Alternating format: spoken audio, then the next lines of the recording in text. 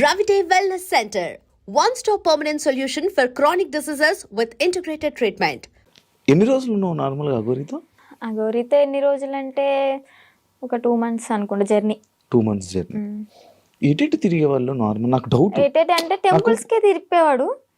Temples తీసుకెళ్ళి దర్శనం చేసుకోవడం, పడుకోవాలి అనుకుంటే పెట్రోల్ బంక్ దగ్గర నైట్ ఆపేసి పడుకోవడం. ఫుడ్ అంటారా, భక్తులు ఉంటారు కదా, ఇప్పుడు అంత ఫేమ్ అయిన అతనికి ఆ కారు చూసే, ఆ స్టిక్కరింగ్ అయిన చూసే వచ్చేస్తారు.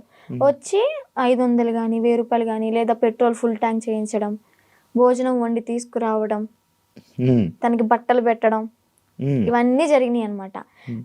అలా చూసుకుంటే రోడ్డు మీద వెళ్ళే వాళ్ళందరూ ఒక 10 ఇచ్చినా కానీ, ఒక 100 మంది 10 ఇచ్చారనుకోండి, ఎంత అవుతుంది? 10,000 1000 రూపాయలు ఎంత అవుతుంది?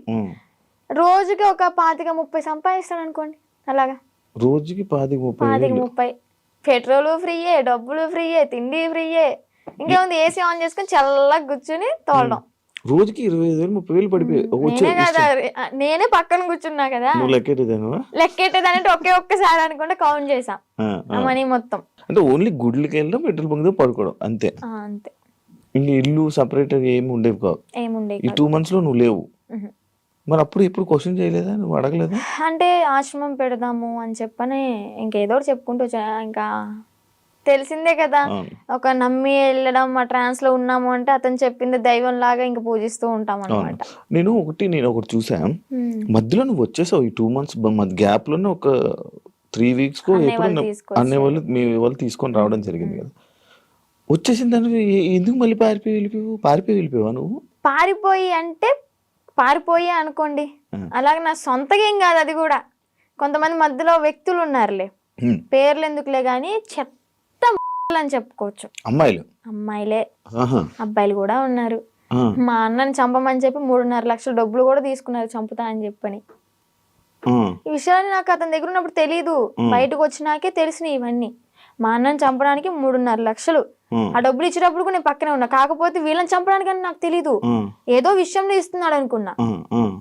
అది చంపడానికి డబ్బులు ఇచ్చాడు, అంత అయిపోయింది. ఇంకా సెకండ్ టైం వెళ్ళడానికి రీజన్ ఏంటంటే, కొంతమంది ఉన్నారు వాళ్ళు ఫోన్లు, నేను నార్మల్ గానే కంట్రోల్ ఉండిపోయా. మా అమ్మ చెప్పింది విన్నాను మంచిగా. ఇంకా ఓకే, మా నాన్న కూడా చూసి చాలా రోజులు అవుతుంది కదా, మా నాన్న చూసుకుంటూ ఉండొచ్చు అని అనుకున్నా. వాళ్ళు ఏంటంటే మధ్యలో ఎంటర్ అయ్యి ఫోన్లు మాట్లాడిచ్చి మళ్ళీ యాస్టీస్ రిపీట్ చేశారనమాట దాన్ని. చూస్తున్నారు కదా, చూసే వాళ్ళకి అర్థమవుద్ది ఎవరు చేశారు ఏంటి అని. మనం పేర్లు చెప్పక్కర్లే. దేవుడు అనేవాడు ఉంటాడు, కర్మ అనేది ఎప్పటికైనా అనుభవించాల్సిందే. నేనైతే ఒకటే అనుకున్నా, నా కర్మ ఇలాగా వదిలిపోయిందనే అనుకుంటా. ఏదో జన్మలో ఏదో పాపం చేసి ఉంటే ఆ పాపాన్ని ఇప్పుడు ఇలా తీర్చేసుకున్నాను. అలాగే కర్మ అనేది వాళ్ళు కూడా అనుభవిస్తారు, నాకన్నా డబల్ ఉంటది వాళ్ళకి.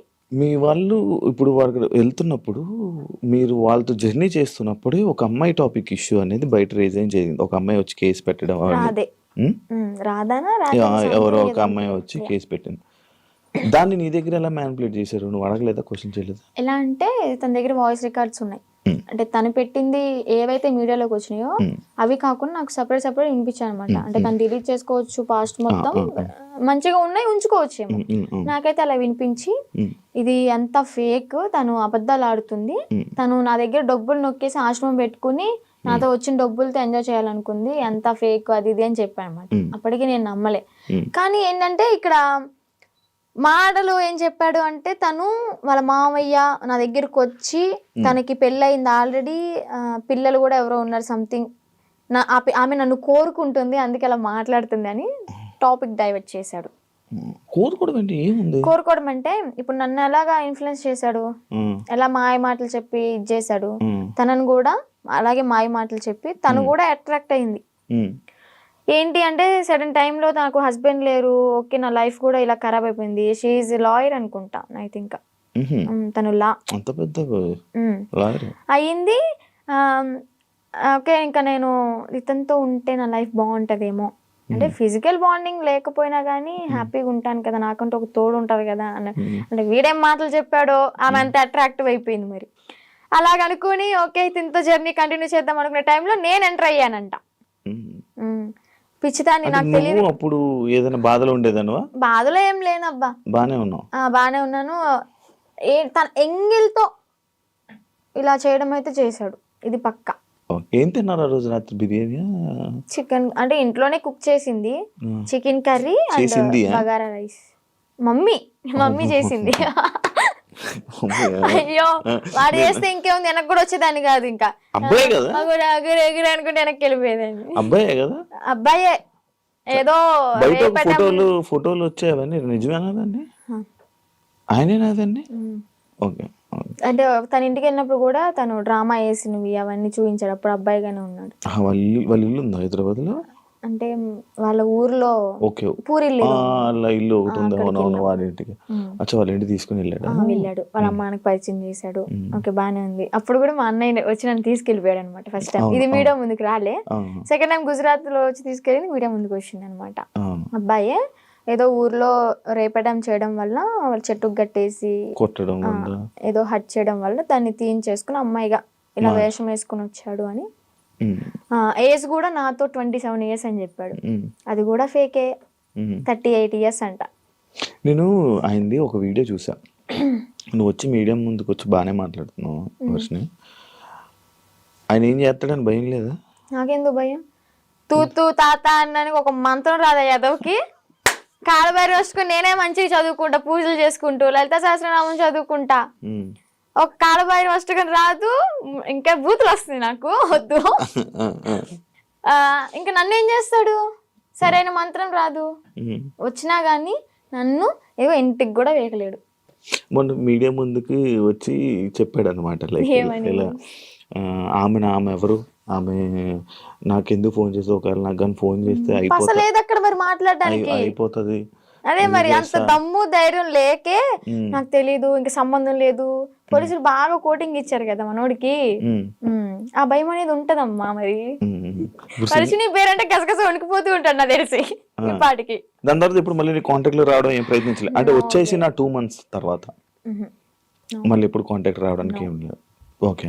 కానీ మళ్ళీ అంటే ఎందుకన్నానంటే, ఇదే జరిగిన తర్వాత సిచ్యువేషన్లో మళ్ళీ ఈయన వచ్చి చెప్పాడు, అదంతా ఏం లేదు, మళ్ళీ మేము కలిసిపోతామని చెప్పాడు. అంటే ఎవరిన తీసుకుని వచ్చేసిన తర్వాత ఎవరి ఇంటికి వాళ్ళని పంపించేశాక అప్పుడు అన్న మాట్లాడలేదు.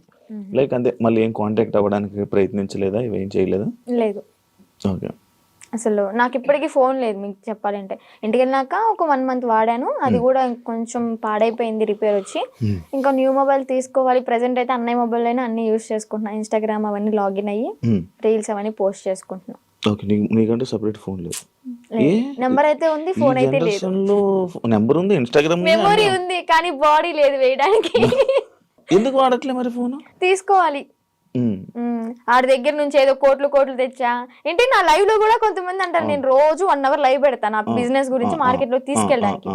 ఏమని అంటారంటే, అగోరి దగ్గర ఇంత తీసుకున్నావంట, నీ బ్యాంక్ లో 30 crores ఉన్నాయంట.